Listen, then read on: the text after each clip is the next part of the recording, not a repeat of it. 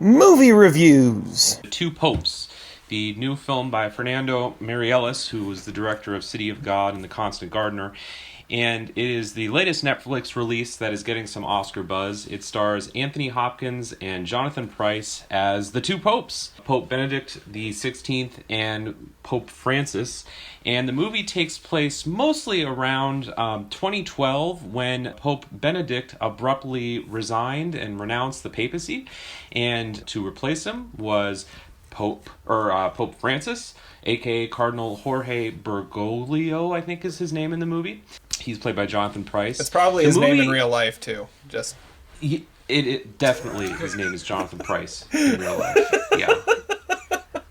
So the movie kind of it takes place in 2012, but it kind of uses it as more of a framing device in the story because there's a lot of flashbacks in the story that kind of recount how they got to this moment. The movie starts by showing Benedict getting, I don't know, is it voted as Pope in 2005, and then it kind of looks at the reasons why he resigns. But really the movie is about Bergoglio, and especially the differences between the two. I didn't realize that there were that. I mean, I'm not, a chronic aficionado of the papacy, so I don't follow that sort of news that closely. I remember when this happened, but I guess there was a kind of philosophical splintering of the Catholic Church when these two people were popes at their various times, with Pope Benedict representing a very kind of conservative, traditionalist, orthodox bent on things like homosexuality and abortion and things like that, whereas Pope Francis represented maybe a little bit more leniency, although I really don't know what that means because the movie still kind of shows him as being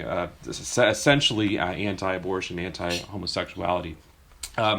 But so the movie is basically a two offer of their conversation, and it's a pretty interesting movie. I mean, parts of it are interesting. I guess the problem that I have with this movie is that it's not terribly interesting if you're not really invested in the history behind this event. I mean, it's pretty unique that two popes would be alive at the same time.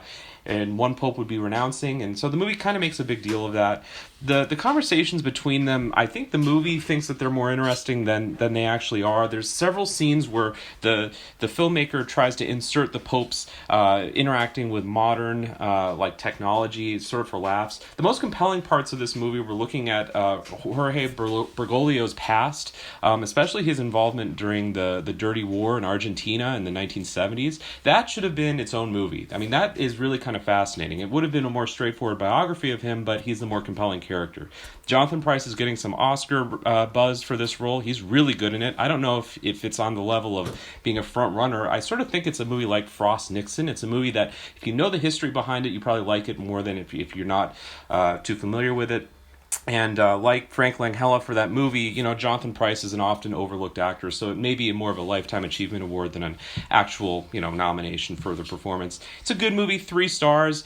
I had to pause it maybe 3 times out of boredom, but, made it through it all right.